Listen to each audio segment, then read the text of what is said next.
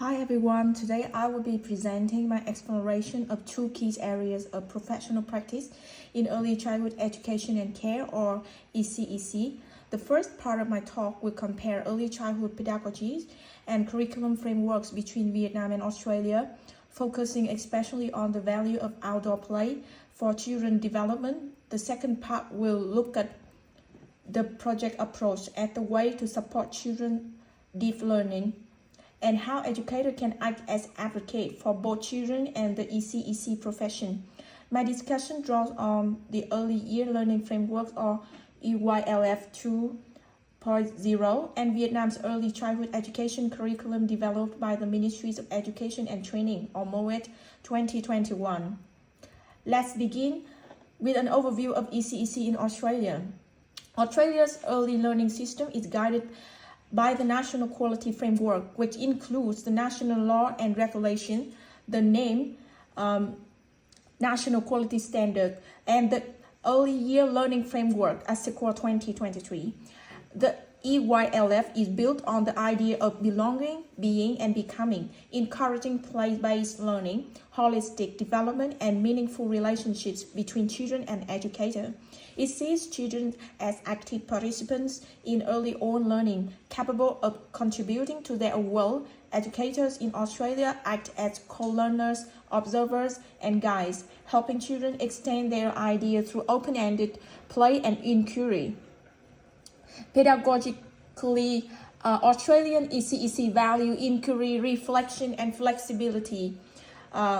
Teachers are encouraged to design environments that promote curiosity, independence, and collaboration among children. The principles of EYLF, such as secure relationships, high expectations, and respect for diversity, ensure that learning is inclusive and culturally responsive, celebrating the unique identity of each child.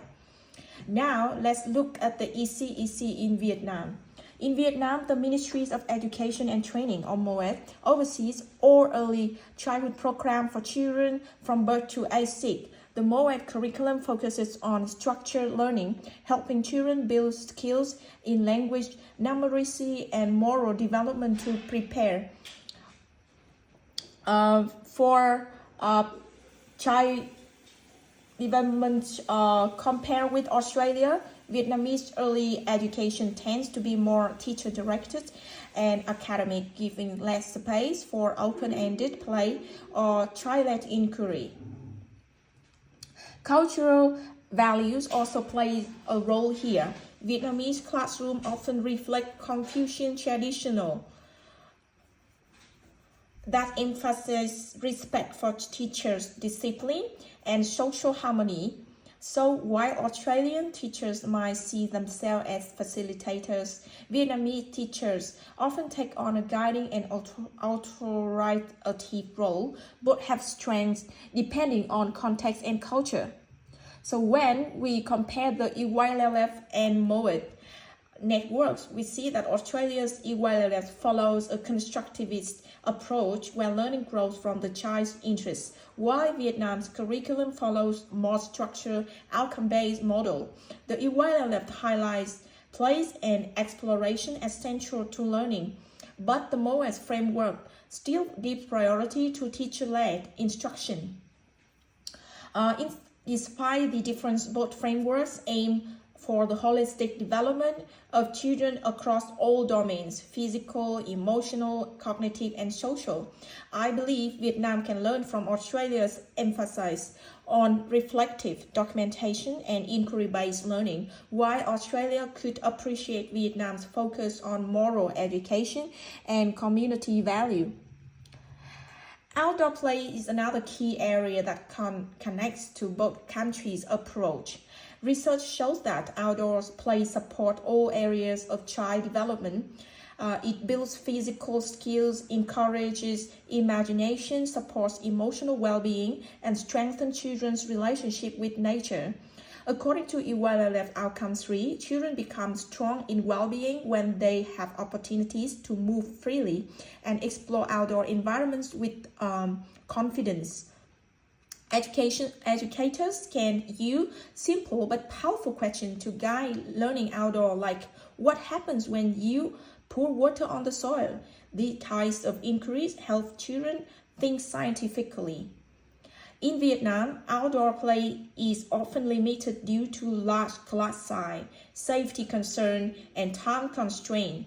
But recently, more preschools have started adding garden and playgrounds to promote health and environmental awareness. When Vietnamese teachers include outdoor learning in their program, children show greater engagement and creativity. Now, moving on to the second part of my presentation, the project approach and teacher advocacy. The project approach, developed by Katzan and Chart 2014, is a powerful teaching method that lets children investigate real-world topics based on their interests. It usually has 3 stages. First, selecting a topic. Second, exploring and researching it. And third, sharing what they have learned. This approach connects closely with constructivist theories such as Piaget and Vygotsky's, where learning happens through active engagement, exploration, and collaboration. Projects allow children work together, ask questions, experiment,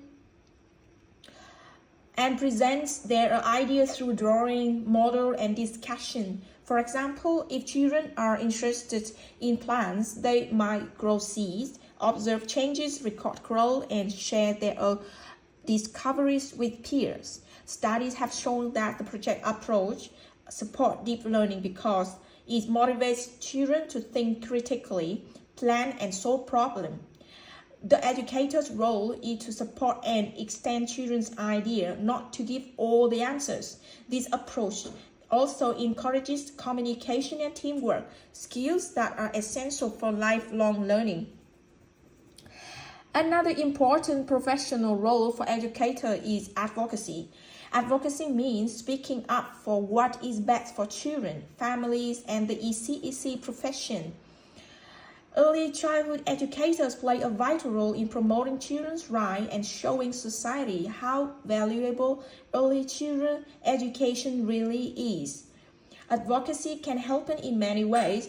At the classroom level, teachers advocate by creating inclusive learning environments that respect every child's culture and background. At the professional level, educators advocate for fair pay, better working conditions, and recognition of their expertise through documentation and reflection, such as portfolio photos. Advocacy is also about identity and professionalism.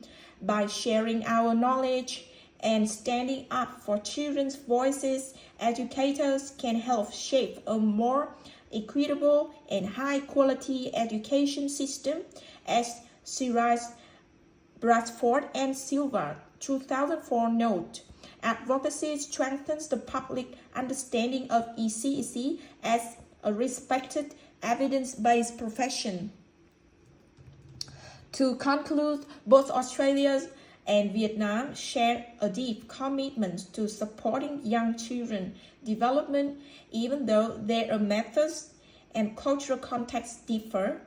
Outdoor play and inquiry-based learning are essential for helping children grow across all developmental areas. The project approach offers meaningful way